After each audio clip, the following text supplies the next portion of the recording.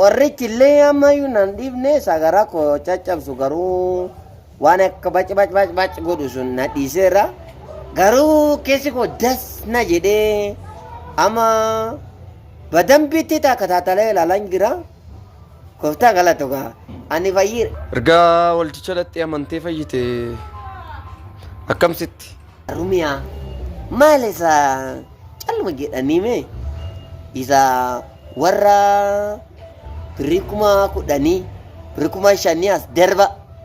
warra birikuma sadii as darba warri taraanispoortiis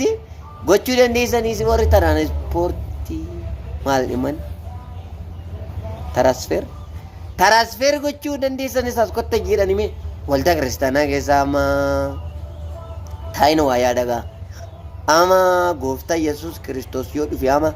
ummata birrii akka kana waa margeetti tafaraasferii godhu kanas mootummaa waaqayyoo hin gala warra achi dhaabatee akka kanatti ummata saamee jedheeni golbeeka giga qas jedhee kun ani yaade manaa wajjin isaatti balamayyuu gaafa ji'a lama sadiin buusan isaa kana oromoo kana birrii kana eessaa guurraa jedheeni qaala'insa dhufeeraa jedha gadi bahee achi waldaa kiristaanaa keessa kuma kudha akkuma shakka malee baawwa isa yuumoo waldaa isa dhimma lubbuu isa hin dubbatu isa waldaa sana immoo. Garabbii kan kee baay'ee nama golfisiisa.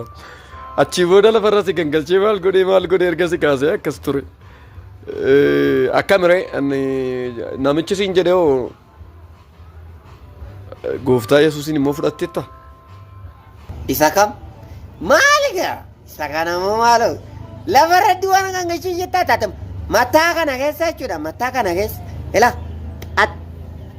yeroo inni na as keessa yeroo inni na dha'u maaligaa? Ani idda mataa na dhaabattee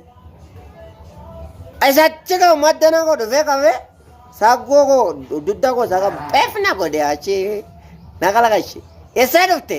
gosa korgandi eessa dhufte gosa korgandi eessa gosa korgandi maala ta'edha gosa korgandi otuman gosa korgandi dhusee ajjaa torba saddeette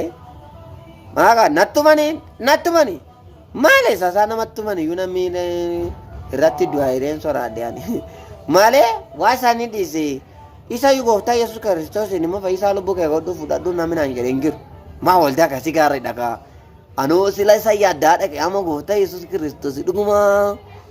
mana kootti gaafa ni galu ama mana kee illee fiddee dhufuun nan danda'a mana kee bal'aa dhuguma gara gajjellaa lagaa kana dhufee gooftaa Yesuus uni warraa gumusii kana wajjin taa'ee wattoonni yaaduu isaanii namni maqaa godha hin jiru anoo zayita kanas waan hin ittiin bitadhu hin qabu kadhadhee mani galagaama ama kun gooftaa qalatti fayyee hin jiran. Okay, akkas ture ilaaga jireenyi nama kamiyyuu an dhugaama konsitti ma isaan si fudhachiisus maal isa dhiisanii jireenyi nama kamiyyuu gooftaa Yesuus Kiristoosiin fayyisaa lubbuusaa godhatee hin fudhanne taanaani mudannoo jabaaf ajaa'ibaadha laa. Waan asitti immoo akka dhibantaa keetii tokkotti amma baddaa kana jirtutti gooftaa Yesuus Kiristoosiin fudhadhuuti yeroo lagatti deebitu gooftaa Yesuus Kiristoos eenyu akka ta'e maal akka ta'e dhaqiitii warra obboloota kee dhibantoota kee warra waa'ee gooftaa Yesuus Kiristoos hin beekne barsiisi. Kanan ta'u taanaan jireenyi kee kan tuulifaatiidha. Kan tuulifaatii jechuun jireenya akkasumaani. Mi'a tumti naa kenne gooftaa kana egaa waldaa lama sadii deemee isaa gooftaa fudhadhuu hin jedhanii isaan zayita fudhadhu bishaan dibataa fudhadhu jedhan ijoollee durbaa babbareeddu tokko bishaan kana baattee waldaa keessa yaatti gabaama sitti fakkaataafee gabaama fakkaata waldichoo amammi ani kanan jedhu durmi waldaa kiristaanaa kana dur asirraata kurnoo zayidhan kafalanne buusifaa buusanii saammaa kanaan ulfaata ergatee maala na dhibe waa isaanii maal na dhibanaan amame akati gooftaa Yesuus fudhatamu erga naa kennite nani dhaqa ati naa kenni ani fudhen galaa rakkoo hin qabu gooftaa saabbisu immoo eebbifaamiyaa.